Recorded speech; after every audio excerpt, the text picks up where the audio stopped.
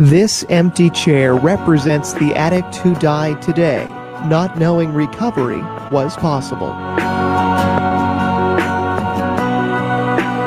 Hi, everyone, and welcome to the new season of The Empty Chair for the addict that didn't make it, that didn't know recovery was there for them. And I'm so excited to be back here to kick off this season. I have some great guests lined up to join us and everything. And, the reason why we do this is, for the addict that doesn't make it. It's a sad thing. Our numbers came in at over 93,000 died in 2020 from overdose. So we got to keep the conversations going. We got to decrease the stigma. We got to get more beds available. So, but I'm excited to be here on The Empty Chair this evening. And it has been a while. And since the last time I was here, some changes have been made. I am back at Methuen Police Department at my old job. And I have a new police chief, which is Scott McNamara. So I feel as though that those are some positive changes that we had. And so I just want to give a big shout out to my partner at the PD, Jackie. Hope you're feeling better and wishing you a speedy recovery. My partner in crime had to go in for emergency surgery. So praying for your sister. And I also want to open tonight's show wishing Fran and Phil a happy 25th anniversary. Fran, you're a saint to be with them for 25 years. You do know that's 2 life sentences, correct? So, but we're wishing you a happy anniversary. I hope you're enjoying your vacation and your time together. I saw some of your pictures, and it looks like you guys are having fun. Every show is always dedicated to individuals. And tonight we have Nick and Henry, or Henry and Nick, but I'll put them together. These 2 beautiful men, young men, boys, lost their lives to addiction. So we ask that you continue to pray for their families and those that they left behind that are suffering. I also want to take a time to thank our sponsors. New year, new sponsors, new season. So I'm really excited. And what sponsors do is they make the show possible. They, by having your advertisement here, you're allowing us to use the money to scholarship for individuals that need to go into treatment or go to Recovery Coach Academy. So thank you to our sponsors. I first want to give a big shout out to Essex County Outreach. The Essex County Outreach is a collaborative of law enforcement and community partners to combat substance use disorders and mental health matters. For more information, you can check out their website, which is EssexCountyOutreach.com. And a big shout out to Officer Danny Sinclair and Beth Blazonis for getting that up and running.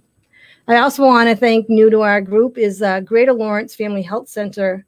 Their mission of the Greater Lawrence Family Health Center is to improve and maintain the health of individuals and families in the Merrimack Valley by providing a network of high-quality, comprehensive health services.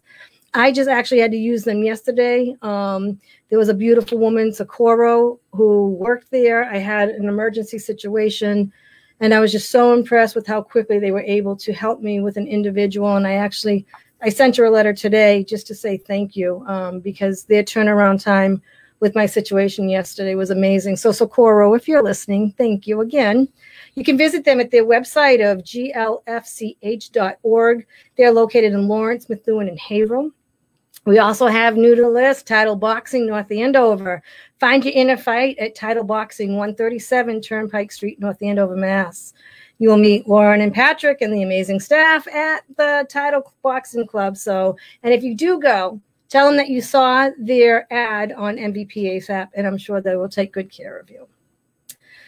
Continuing on with sponsors who have sponsored us over the years is Alternative Home Healthcare, where their mission is to work in active partnership with community providers and caregivers to ensure that all patients receive the highest quality of care. You can learn more about them at alternativehomehealthcarellc.com. And a big thank you to Bob and Andrea Surratt.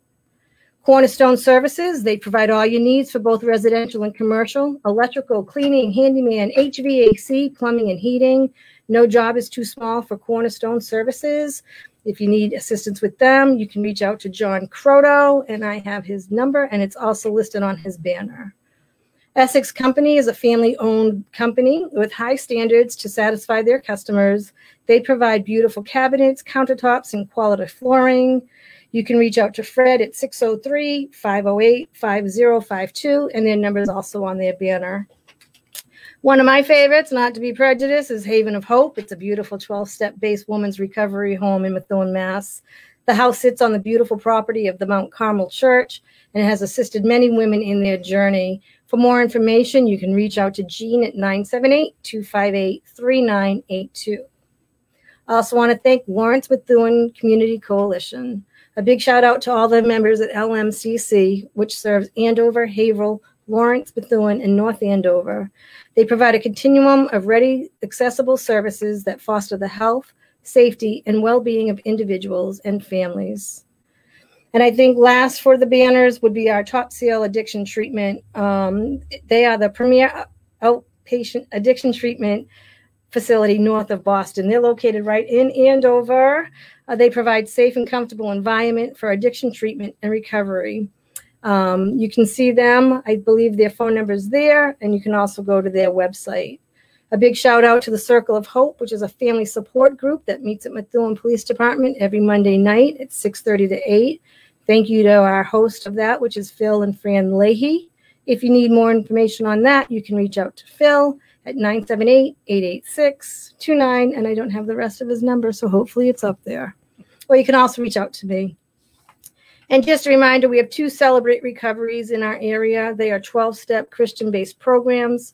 One meets Tuesdays at the Rock Church in Plastow from 6:30 to 8:30. Your contact for that is Diana Teal. And on Wednesday evening, Celebrate Recovery meets in Lawrence at 60 Island Street, 2nd floor. And for more information on that, you could reach out to Richard. I want to give Sid Harris a big thank you and Methuen Events for their ongoing support of MVP ASAP. And lastly, I want to thank Lou Blassie for being the best producer of the show, for his time and efforts to make the show possible, and for making our podcast available on Google, Spotify, Apple, and establishing our own YouTube channel. So thank you, Lou. And that's all my sponsors. That's how I'm kicking off the year. Just a big heartfelt thank you. And I just want to remind everyone that October is Domestic Violence Month. So if you or someone you know is in need of help, you're not alone. Please reach out to the Domestic Violence Hotline of 800-787-3224, and they will guide you with an action plan. But if you're in immediate danger, please just dial 911 and get yourself some help. You are not alone. And now I get to introduce these 2 amazing people. I have Lauren, which is the owner of Untitled Boxing Club, and Patrick, staff member and also a man in recovery. You folks went above and beyond by reaching out to MVP ASAP to say, hey, we want to do a, what was it called? Kickathon on my shirt. Boxathon. Boxathon. And now that you were going to donate the funds to us. So tell us a little bit how that came into play. Was it the first time you did something for addiction? Talk a little bit about how this came into play for you folks. Absolutely. Thanks, Cole. So 8 years ago, my husband and I started Title Boxing. And one of the biggest draws that we had to, one of the reasons that we were so excited about it was the title really believes in giving back to the community and being hyper local in what we do. And so over the course of time, we've done a lot for the community. And so, COVID changed how we can do things, of course. But as the restrictions changed, and with September being National Recovery Month, it was Patrick's idea that, hey, let's get back to doing what we love to do, what we've always done, right? And hold just an amazing boxathon for the community to raise funds for MVP ASAP. MVP ASAP. ASAP. Yes, that's how I remembered. MVP ASAP. Awesome. So, Patrick, you were like the brains behind it. What made you say, hey, MVP ASAP's who I want to give to, which we appreciate because we do service Methuen, Andover, North Andover, Lawrence, and Haverhill. So thank you so much for thinking of the funds to go to us. What was it like coordinating it? And I know for myself, when I walked in there for the 6 o'clock class, the energy was so intense. I mean, not only did you have that $20 to punch a bag, you had all kinds of raffles going on. And like people were just so giving and so kind. And that right there speaks volumes of the culture that you're running but also it helped decrease stigma. Like, who wants to talk about addiction? But yet here you folks are holding a boxathon to raise money for prevention, education, and all that. So that was huge of you. And was it your first addiction one that you folks did fundraiser for? It was, yes. It was. So thank you. Thank you for drawing light to it, bringing light to it, and making it. I know I met an officer there who came with his dog, and it's just like nowadays, if you live on a house on a street that has 5 houses, 3 of those houses on that street are suffering with addiction, and that's what the reality is right now. So I can't thank you enough. So how did you coordinate it? You had so many people step up to the plate donating things. So talk a little bit about it. I think for me, it was easy just to come up with the idea. It's very personal to me. Yep. Been in recovery 7 years today. Congratulations. By the grace of God. Amen. Woohoo! Thank you. You're welcome. The guy does all the work. I just follow his lead, Amen. Amen.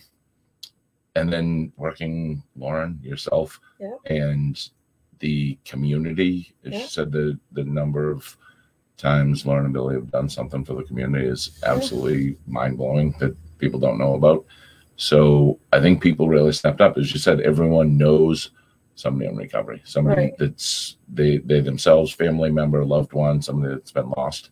Yep. So people would just, I think everyone holds it dear to themselves now. The stigma is kind of gradually, not as fast as we might like to see, going away. Yeah. And our members are just absolutely amazing. Like, I still get choked up a little talking about, like, when we first did it, we said $20 a bag, suggested donation. The members were like, no, not suggested donation. 2 of our members said it specifically, make it mandatory, $20 for a great cause.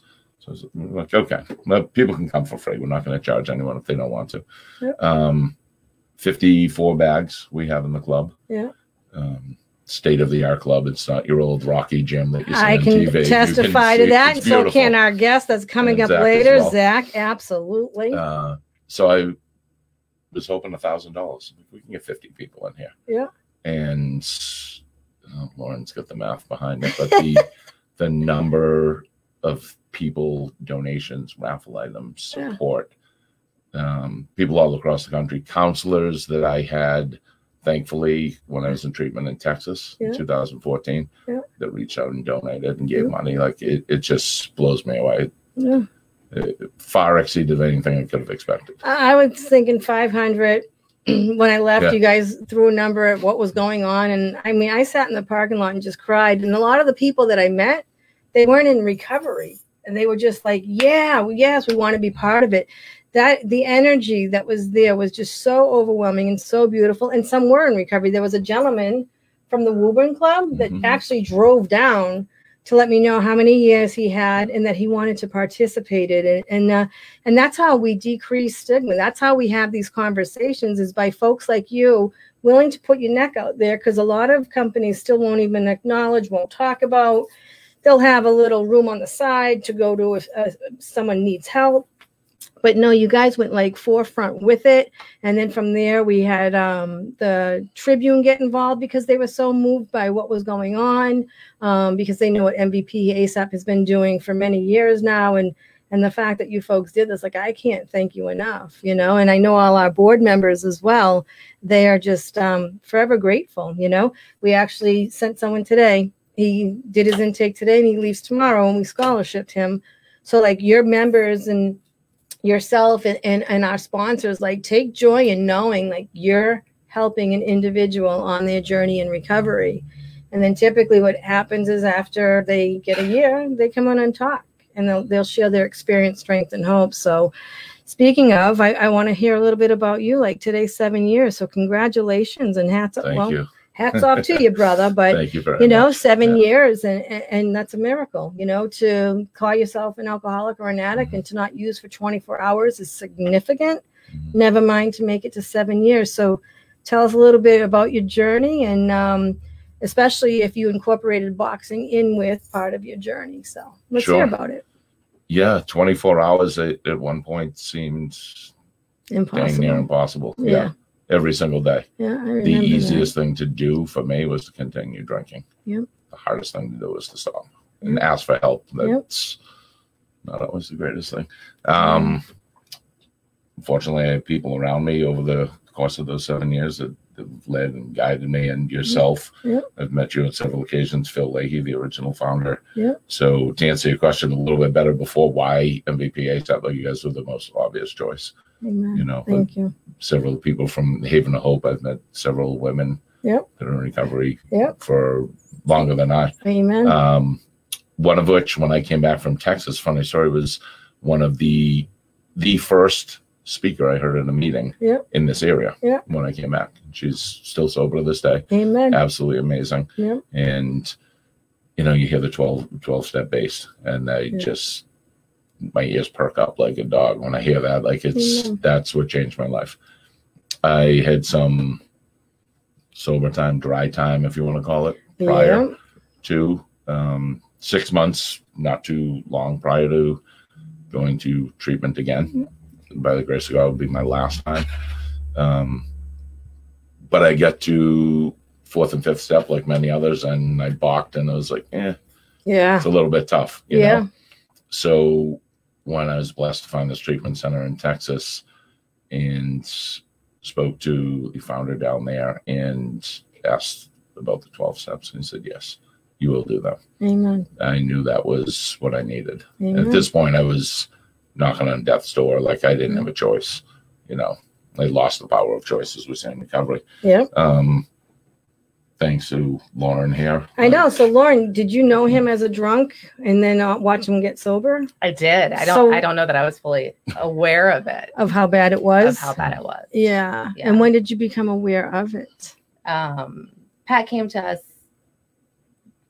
the first time that you started recovery once with us, I think, right? I don't want to mistell your story. But then when I'll just keep track of it. Wasn't pretty. Pat's a very honest, upfront person. And so he shared it with us. Nice. And every time we just said, you know, whatever you need, like, we're here to support you. And Pat's done such a tremendous job, and he also does it full circle, right? So not just with our member base, right, that now is talking openly about this, and we're learning how many people are in recovery or getting into recovery or trying to, you know, get into recovery. And then I myself, my brother, went through many attempts at recovery before he he's for now sober. And Pat was a rock through all of that.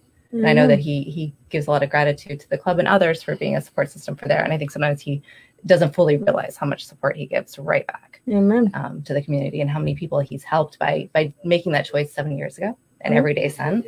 How many people he's continued to help also make that choice. I know. I think it's pretty awesome. And one of the biggest things is getting the dopamine going. So the fact that you're utilizing this as well is absolutely amazing. Do they have a phone call? Yes. Put your headsets on, ladies and gentlemen. Who do we have? I think you'll recognize this voice. Ooh. Hello? Hi, Cole. How the hell are you? Oh, I'm not plugged in. Oh, you're not plugged in? No. So I'm going to, no, keep it on. I'll come over and just use half of it. Yeah. Hello? Hello, it's Phil. Happy 25th anniversary. We love you. Well, thank you so much. But we're waiting. We're waiting just outside before we go into the bubble room. Yes. And I just wanted to say hi, and I wanted to thank Miss Lauren. Yeah, and you know, I did talk to was it Peter over the phone, and you know, can't tell you how much we appreciate it during really hard times. And also, I know you have Zach, and I'm probably not going to get a chance to talk to him, but I wish you would send the message along saying how proud I am of him and how much I appreciate the fact that, you know, in the early days, he used to come across the street and sit in the driveway and visit with me, and we would chat. He's a nice kid, and I'm glad things are going well for him. And I'm glad that you're back on the empty chair, my dear. Me too. So go enjoy yourself. Happy 25th anniversary. We said a prayer for Fran at the beginning for putting up for you for 2 life sentences. Yeah. All right. Well, we'll see you when we get back. All right. Love you and miss you. Thank you for calling in. Okay, kid. Talk to you soon. All right. Bye-bye. Yeah. So y'all know Phil. Well, Lauren, you don't know Phil, but he's the original that started MVP ASAP along with Senator DeZoglio, Jennifer Barnes, and a bunch of people in Methuen came together to create this. So this has been going on for a while. He wanted to step down and wanted someone to hand the baton to. I followed him for a good year before I took the baton.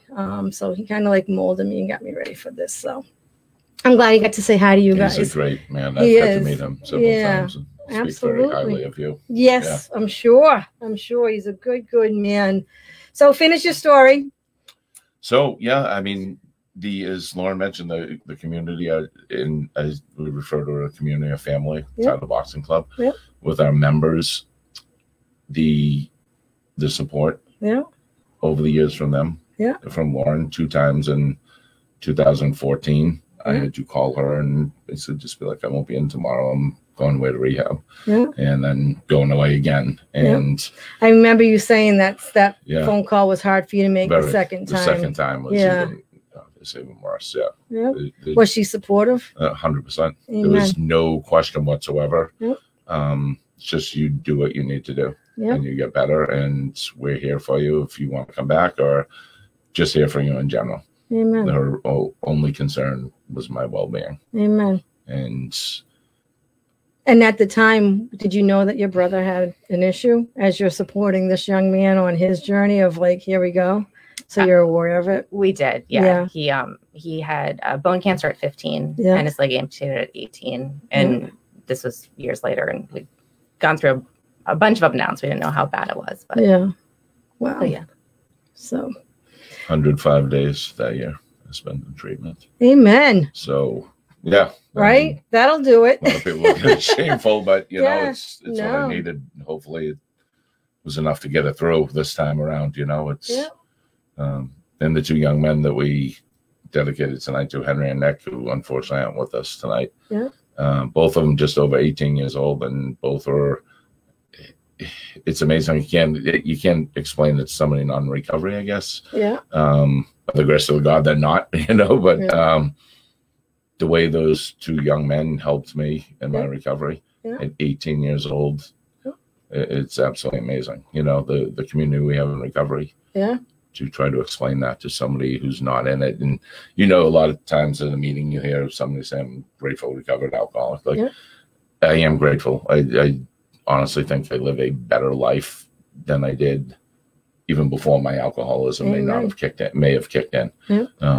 Progress, not perfection. You know, none of us are perfect by any means, far stretch, but you really do find a better way of living. Not just the sobriety, but the way you live and carry yourself, and the people you meet that will, without ever even knowing them, would give you the shirt off their back. You can't explain that. I had the pleasure of meeting your beautiful daughter at the event. What was she like in regards to when you went into treatment, and then how's your relationship today? You're really trying to make me cry, aren't you, Cole? So we have a little joke to this day. A lot of people don't know that she learned at too young of an age what it's like to eat too much cake. And that was how I had to explain it to her. October 13th, 2014, that I have a problem. And you know, drinking beer necessarily isn't a bad thing. Eating cake isn't a bad thing. If you eat too much cake, you get sick. Right? Daddy drinks too much beer, he gets sick. And she's absolutely amazing, 11 years old. And I told her about it, and her only concern at the time was for her older brother. She said, how does Mickey feel? Is he okay? She wanted to know that her older brother was okay when I was going away for treatment. So, no, 11-year-old shouldn't have to live the life wondering when their father's coming home again. You know, nor should have her brother at 18. You know, wondering when dad's going to return for the second time. What's your relationship today with them? Good. Amen. I mean, it's great. Yeah. Amen. Yeah, I'm going to be a grandfather. My oldest one's having a baby. All right, Mickey. So, yeah, Whoop, whoop. it's going to be a little bit, now I got to deal with the part of being called Papa or Grandpa or Uncle. Papa Bear. Yeah. So, but yeah, they're good. Yeah. Yeah. Your daughter seems solid and into your recovery. And it was really cool having her there at the event. Yeah. She wants to work with me. Of course she does. So nice. So I just want to say thank you for doing it for us. We truly appreciate you. If you're looking to get into any kind of working out, tile boxing, this is the place. Their generosity is unbelievable in regards to the workout. I love when you put up the pictures of their 50th workout. Someone had 100th workout. I was like, God bless them, you know. So that's really cool that you do that. And I know you wanted to donate to us, and we don't know the amount, so we're dying to hear. Ready. And I told all the board members to listen. Well, so this is the best part. So since we're still selling the recovery t-shirts, there will be additional donations coming. So this is just the first. But today we're excited to have the honor to present you guys with $6,587. Oh my God, Zach, clap back there. That is overwhelming. And I want to say thank you to all of the members. I want to thank you, especially to the two of you for doing this. This is unbelievable.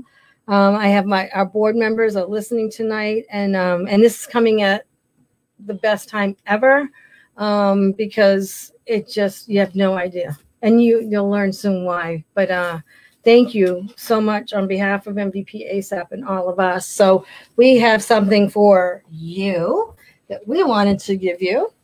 And let's see. So we thought this would look cool inside. Oh, wow. That is awesome. So on behalf of MVP ASAP, this is much appreciated. So that is for you. Well, thank you guys so much. You're welcome. And then as a woman in long-term recovery, hi, everyone. My name is Cole. I'm an alcoholic. It is an honor and privilege to hand this gentleman his 7-year medallion, something that he's worked for. And I did the colors of your gym to get it right. And on behalf of MVP ASAP, thank you very much for what you do for the community, what you did for us, and keep shining your light no matter what. Thank you so much. 7 years of recovery right here. Thank you. You're welcome. And on that, we're going to get ready to go into our break, but I just want to say thank you. Go to Title Boxing, North Andover, best place ever. And thank you both for being here. Thank you, Cole. Thank you. You're the best. Thank you so much. And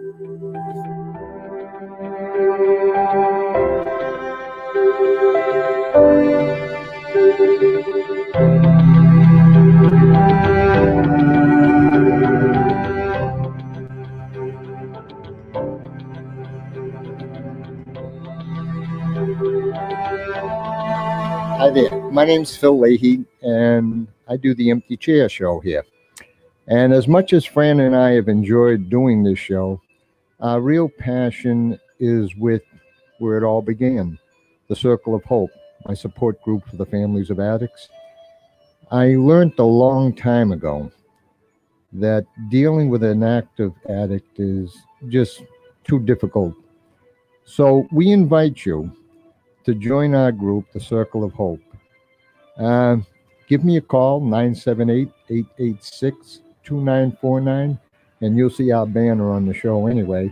And give me a call, find out what it's all about. You know, if you don't think you're ready to sit into a group, Fran and I always invite people over to the house, and we sit down, have a one-on-one, and we talk about a plan you'll have to set up, how to deal with someone in active addiction, or just give you a chance to vent. So, I mean, if you or someone you know has dealing with someone in active addiction, reach out, give a call, take the first step. I promise you that it won't make it easier, but once you understand what it's all about, you'll be able to deal with it a little bit better. So again, 978-886-2949. Just ask for Phil. I'm always available 24/7. Thanks, and we'll see you on the Empty Chair. Bye-bye.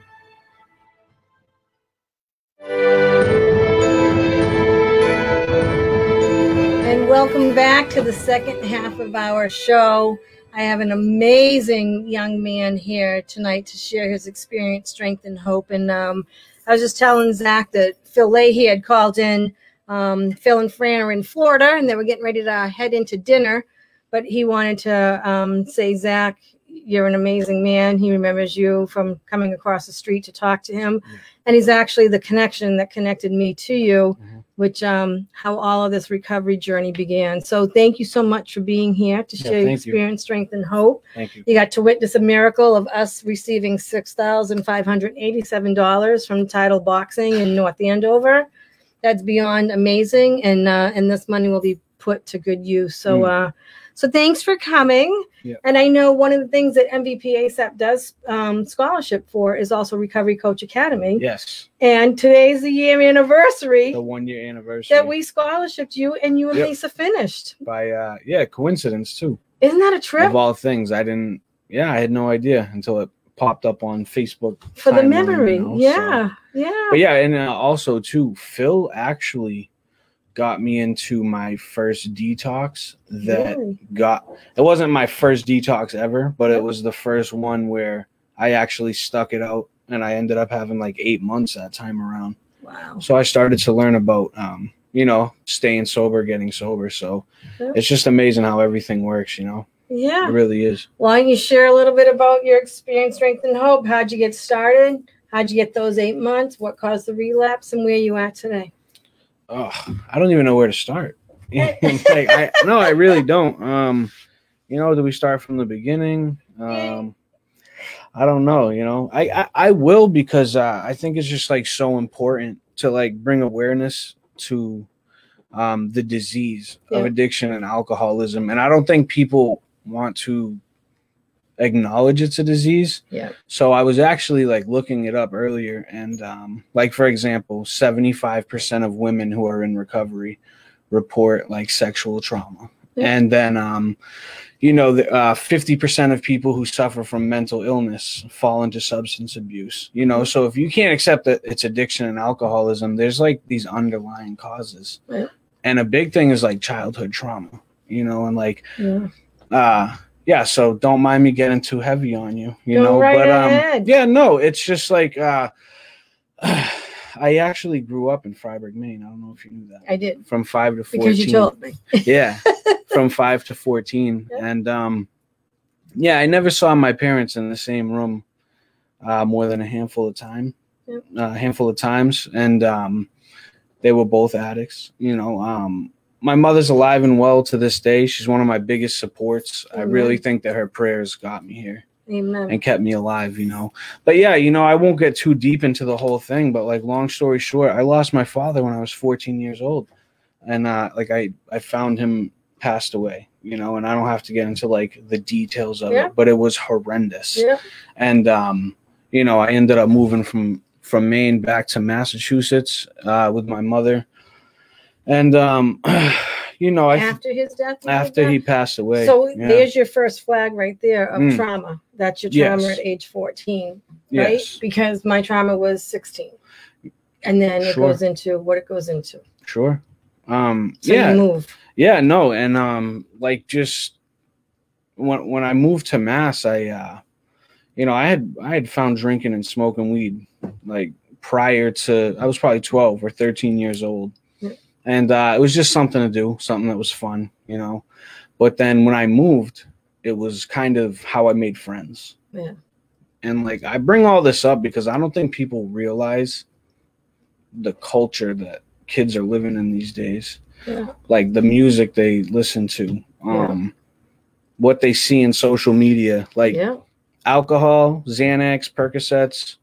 Not to be so explicit, but like, these things are glorified to kids that are 11, 12, 13 years old.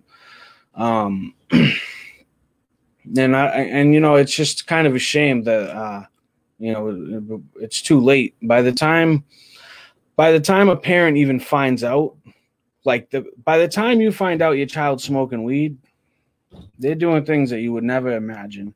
Which terrifies me, especially being a parent. But like all types of stuff. I had 2 of my friends, they suffered with mental illness, and They killed themselves before I was 19 years old. They shot themselves. Yeah. You know, and like this is the thing too, right? Is I'm just one person in this world, in this whole grand scheme of things. There's people out here suffering, and it's more than just like, oh, they're an addict, they're an alcoholic. You know, it's like it's the things that they're dealing with. And like let's break it down too. Like and I'm blessed. I live in Massachusetts. This is the greatest state to be an addict in. If you live in New Hampshire, Maine, for treatment, yes, I agree. 100,000%. I had a cousin. He was at the northern part of Maine, and he was drinking a gallon of vodka a day. And I was telling him I was giving him suggestions like, you should find a facility to help you get off of that. And he said, well, in order to go there, I have to 5 hours to get to Portland. Yep. And I'm thinking, like, I didn't even want to go to Tewksbury from Methuen, and he has to go 5 hours, and that's a commitment. Like, I don't think your ride's coming back if you change your mind. Right. You know, so, like, we're just blessed in this state that we have that option. And, like, you don't know until you know that, like, that is an option, you know? And, yeah, so, I don't know. And then we have to look at, like, how backlogged, like, getting treatment for mental health is. Yeah, it's awful. I have a friend who has his son sitting in an emergency room for 2 weeks now. They're still waiting for a bed. Yeah. And this is an adolescent. It's awful.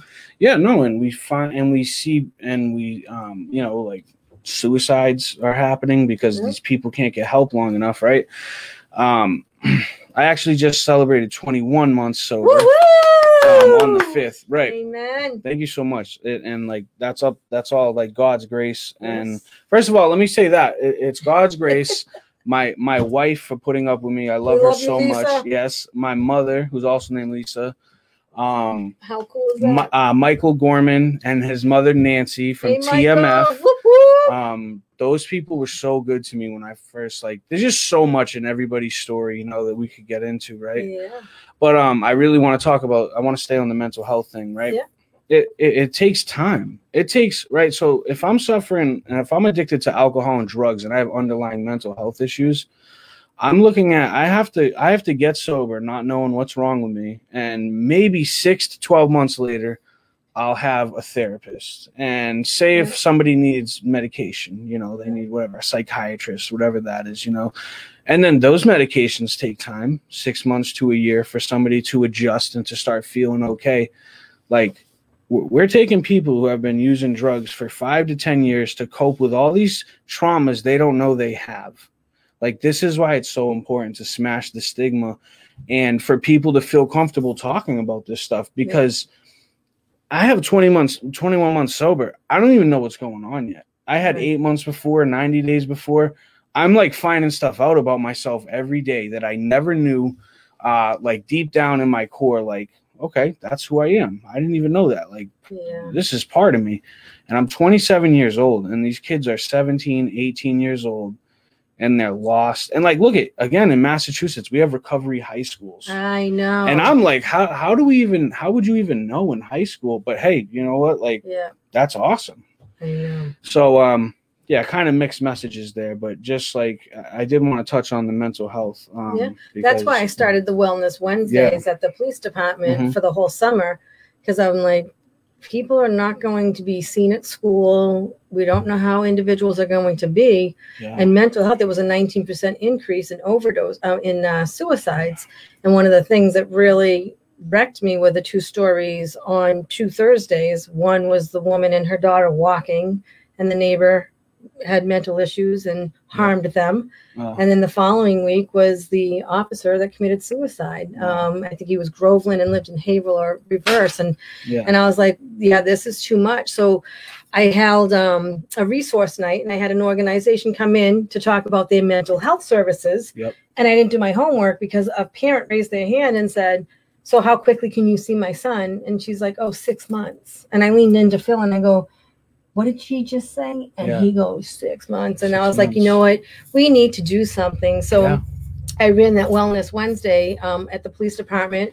We were honored to have Tom Donovan and Kim Chadwell from Arbor Counseling be of service there. They were there for an hour and a half every Wednesday to deal with any kind of crisis or to get someone hooked up for an evaluation. And that was the whole thing. Like, instead of kind of like Michael's, right?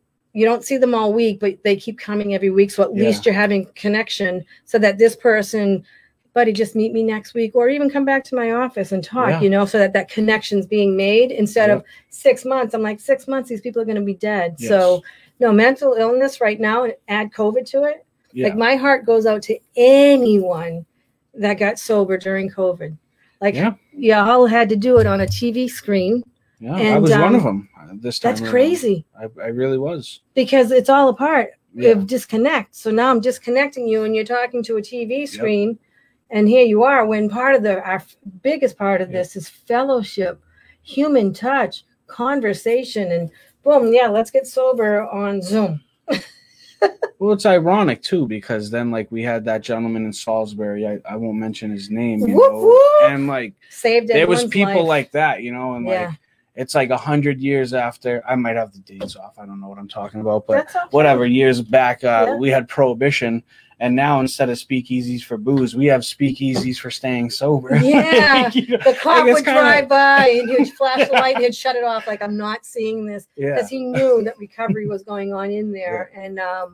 And I'm forever grateful for that, because it saved even at long-term recovery. I spiraled into depression, like, what the hell is going on with our world? So we love that man very much. Yeah, that was awesome. It was awesome. And I think people should know that too. Like, Zoom's a great option. Yeah. You know, it works. Like, it's free counseling, you know, if like you're dealing with addiction, alcoholism, and then also you'll talk to people in there, and there's meetings that are also for, I mean, you have to be careful. It's the internet, use discretion. But like, people need to know there's resources out there. You know, so like, that's why I love what you do. I haven't got to watch your show a lot, you know. I have my own program, as we call it, and then I have 4 daughters at home. Amen. And just like a bunch of stuff going on, you know. Excuse, but you know, just, it's, people need to know. Like, you can get better. Absolutely. Like, you really can. Like, 21 months ago, I had $0. I had a 5-month-old baby, and I had a full-blown heroin habit. Since then, I got sober. I got a scholarship from you to go to Recovery Coach Academy. I worked in the field of recovery for a year. It was very taxing. I ended up stepping back and doing it like as a per diem thing, part-time. But that was because I had a job open up as a city worker. Nice. And like I said, I won't mention the city because you never know. I don't want people to know too much about where I work. No one's business, but like, that's a respectable, commendable job. And this is an alcoholic addict who did it, you know, and like, man, it wasn't me. You know, I swear it wasn't me. It was, you know, it's God. It's God doing his work. And like, the people, you just make amazing friends. You know, and it all like intertwines and connects. And you know this one, and I know, it's just amazing. It's just amazing. It really is, you know, so. And it proves like recovery can happen, but you got to do the work. So did you notice, like, you had 8 or 9 months and relapsed, and now you're at your 21 mark, right? Yeah. Is there a difference? What are you doing different than you didn't do last time? I was in a halfway house. Yeah. I was in treatment facilities. So it was like, the option was live there or be homeless. Yeah. And, you know, like, I'm not better than anyone. I just couldn't. If anything, I'm weaker. These people that survive on the streets, wow. I know. Like, I know. These people are creative. Yes. Like, if they, like, when they get sober, you know, and they put that that ingenuity into living like a sober, prosperous life, it's going to be amazing. But yeah, I was in a sober house, halfway house, whatever you call it. And I was 23. I just didn't know.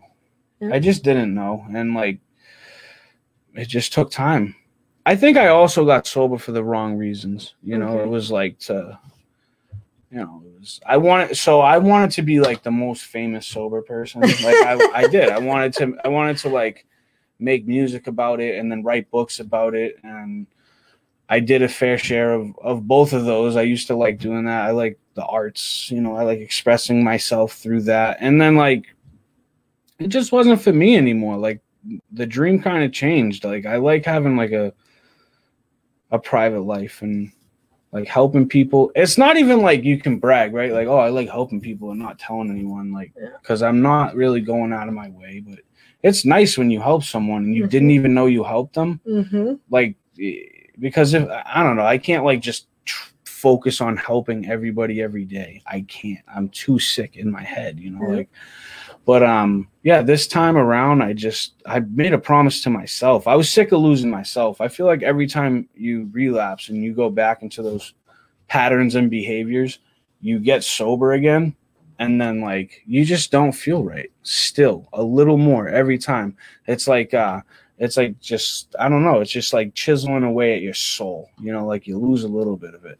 You know, and then as you stay sober, you start feeling okay again. You know, it's just, I don't know. I don't know the difference. I do know the difference. It's God's grace. That's the difference. You know what I mean? Because just one day it was almost like I knew better. And like it became clear what I wanted to do, you know? And like before, no matter how much I read, no matter how much I wrote, I could search and meditate. I did all that. I was like getting into these meditation books and like encyclopedias and stuff. And like I really thought I was onto something, you know, but it's just, I don't know. And now I'm just like, yeah, like take it as it. Yeah, you're a father of 4. Yeah. And 4 daughters. I have 2 I don't like calling them my stepdaughters, but they're 13 and 11, turning 14 and 12. And then I have 2 babies, all girls. And the beauty of it, how God works too, is I wasn't raised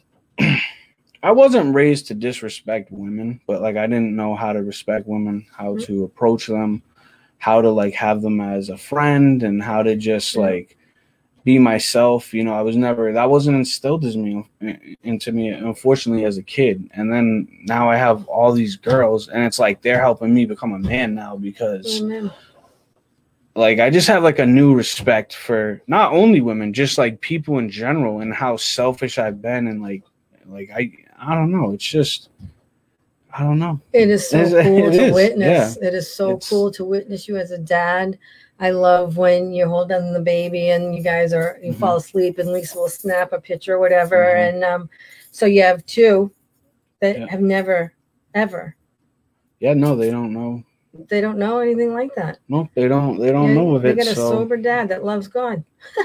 That's it. And how much more could they ask for? Right. You know, that's a beautiful thing. It's a great start for the kids, you know? Yeah, absolutely. I mean, it's endless, you know? Like, it's just like anything's possible if you just ask for help. I guess that was the biggest problem, was like, I don't know, like, it's hard to, like, phrase it. Like, you know, just admitting that I need help from other people.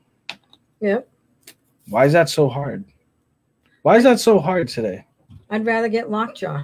Yeah, why is it? I don't know. Why is it so hard to admit? We need help. We need help. Like we're human. Because the disease is so thick. Yeah. That it's telling you, don't ask for help because you're weak. Yeah. Don't ask for help because they're gonna know something's the matter. I think everyone around you knew something was the matter. Everyone. Yeah. Except me. Yep. Yeah. So when you came to ask for help, how much relief was there? You know, from those around you. Yeah, it took time. I remember when I went to Worcester, this was the detox that Phil got me into. Yeah. People were coming in and sharing their stories. Yeah. And I ended up going back to my room and I was crying. I started crying and I was yelling, "I'm sorry." Nobody was in the room. I was just yelling, "I'm sorry." And I like hit the floor and started praying. It was like the first time I had prayed in just years and years and years.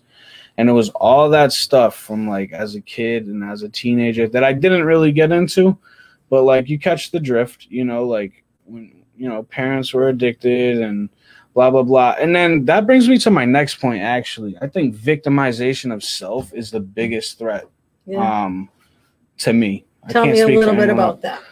Oh, man. I wanted everybody to feel bad for me. You know, like that was my manipulation tactic. After my father passed away, like I would use that to just get out of any trouble. I got out of trouble selling weed in school because of it. I got you know, like my mom did the best she could, but it was basically like, yeah, what are you gonna do? The kid's 14. He just found his father passed away. yeah. You know, and like I used that, and it's sick. You know, and that's why like when I go to and when I go to like my recovery programs and stuff, I don't talk about it a lot. I'll wait to like a special time, because before I would like go to a meeting and I would just be like saying all this really personal stuff, and I'm like making myself seem out to be like I have this crazy unique story, and then what would happen is like 2 or 3 weeks later I would not be comfortable enough to go back to that meeting because I was like sharing that out of I don't know what the word is, but you know what I'm saying. Yeah. Like it was just all attention and manipulation, and still to this day I have to work on it, you know. Oh my God, absolutely. Yeah, it's just like it's 27. When you live like that for so long, what can you do? Yeah. And like we were just saying about how we can, it's actually not an addiction, right? Alcohol and drugs wasn't our problem. Our problems are thinking, you know, the way that we think, the way that we process. And coming off of everything, and now all of a sudden you're sober, you're clean, and you still got this going on and nothing to shut it up. Yep. You know, and that's where the work comes, you know. And I know by looking at you and by witnessing your journey, you've done some significant work over the past 20 months. 21 months, yeah. 21 months, you know. So you should be proud of yourself for the work that you're doing. I am. I definitely am. I have a problem with that too. Being confident enough to like accept the fact that like, hey, you stop being, you know, you stop being such an egghead. Yeah. You know, but you know, that's still who you are. But you just like, I don't know. Now my bad decisions aren't as bad. It's like 10 p.m. eating a cupcake. It's like, I can't put food down now. It's like it's my biggest thing. It's so hard, you know? Yeah, but, especially if it's red velvet cupcakes. Yeah, there you go. So but yeah, no, it's, I don't know. It's just kind of amazing. Yep. And there's so many people I want to like just say this guy, and well, I won't do that. You know, I won't bring any names into it. But you know, a lot of the people I know, and like, how could I? And I didn't even like you was like I didn't even tell you who I knew or who knew me or nothing, and it just came full circle, which was really cool. Yeah, and real quick, if we have time, like we have plenty of time. My heart really goes out to these kids that are in, I mean everywhere, but like these small towns up in Maine. Yeah, I can't explain like the feeling of growing up in a small town in Maine, like. The beauty that's up there, right? Yeah. I grew up next to the Saco River. I would literally every day walk down to the Saco River, jump off the bridge. So like I actually had like a beautiful childhood in a lot of respects. I played sports. I wasn't one of those people who was uncomfortable when I was a kid. Like I would make the class, you know, I'd take the attention if it was a joke. I could take the joke, you know, take the attention off someone else and just I wasn't uncomfortable until my father had passed away, and then I changed. Yeah. You know what I mean? So it's not all doom and gloom. I have to like remember, okay, you had like a lot of great times, and I had a friend bring me to Florida for 2 months. Like I have to try to, that's what I need to try to remember, because I need to try to like tip the scales and be like, all right, hold on. Like, is this all you want to remember is the trash and like not the treasure? Like there's so many, But it is, so those small towns up in Maine, they're so beautiful and you wouldn't expect it.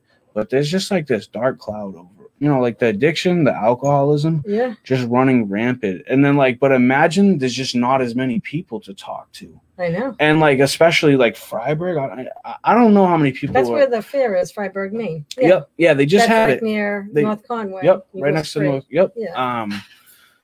I don't even know the population. I could never guess. But like, everyone knows everybody. Everyone knows everyone's business. Yeah. And it's like, so whoever your parents are, that's who you are. Whoever your parents' friends are, that's just who you are. Yeah. You know what I mean? And it's like, you don't even know. You're just a kid. But, you know, this, just like anywhere, the parents don't want you hanging out with these kids and you don't know why. And, you're feeling weird. Like, what's happening? Like, what did I do? And it's not. It's like,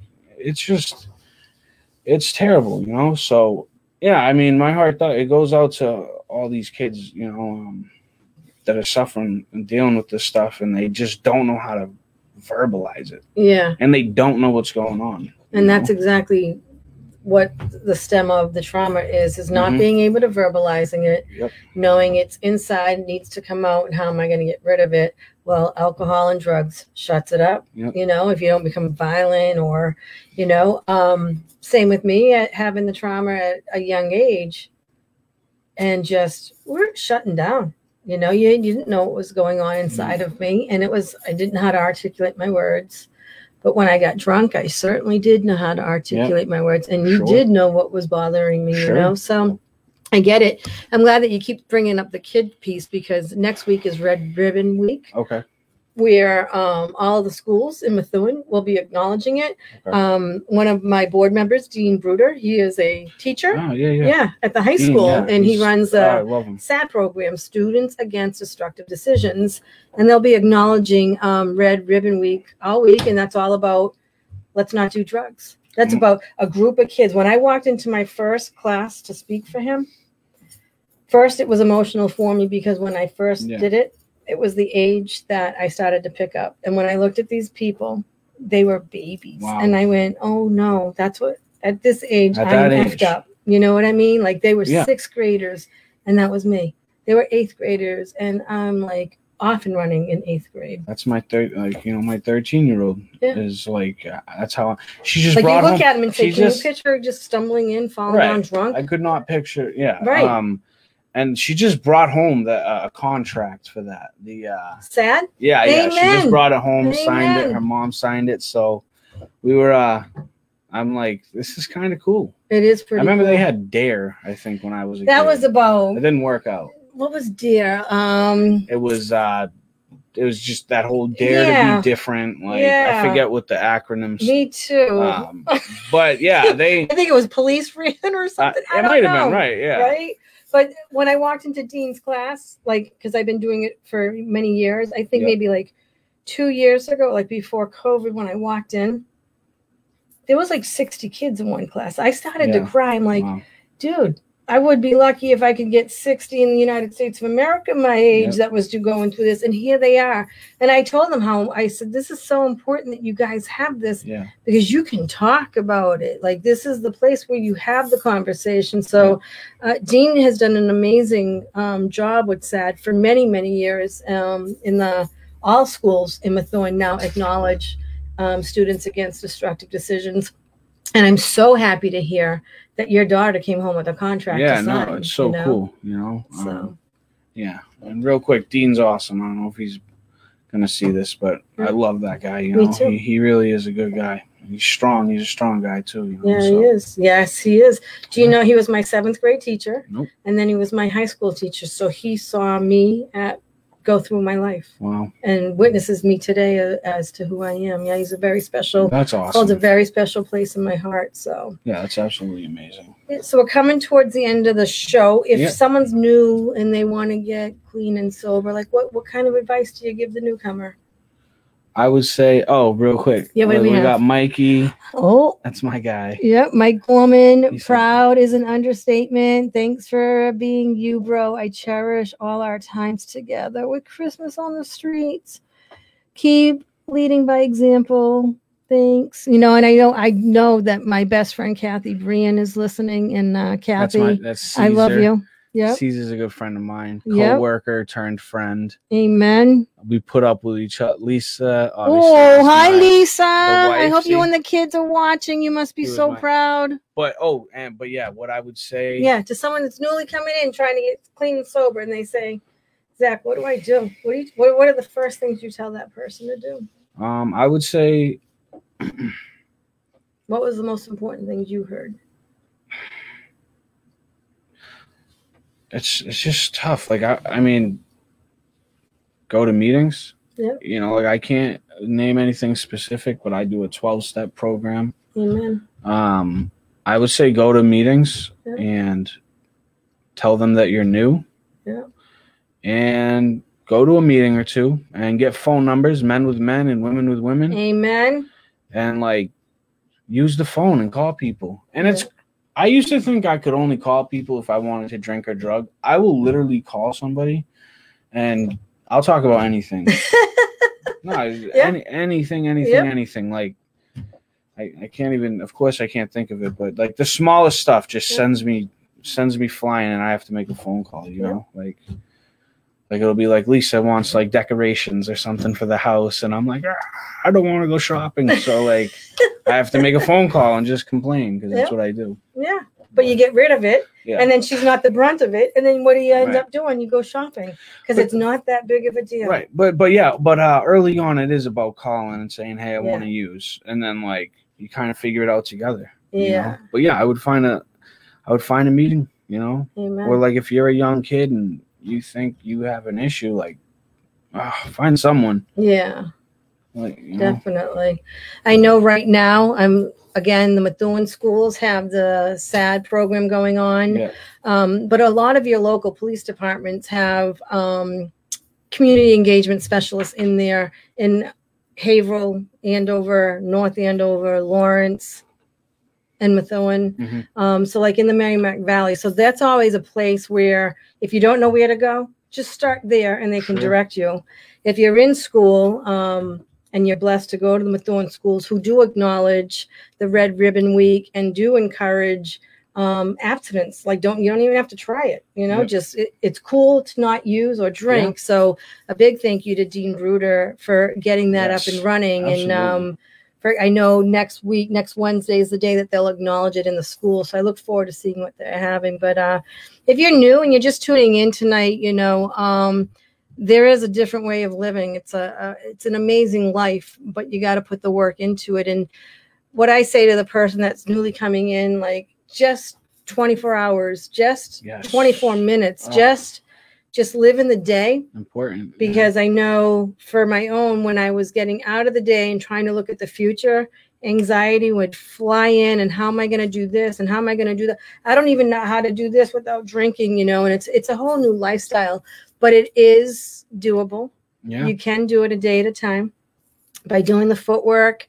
And there's so many numbers on here tonight, calling me, Zach, Phil. I mean, just reach out and know that you're not alone. So I just want to say thank you for tuning in tonight. Again, Kathy, if you didn't hear me, I love you, Turtlehead. And thank you for joining us. I will be back on November 4th.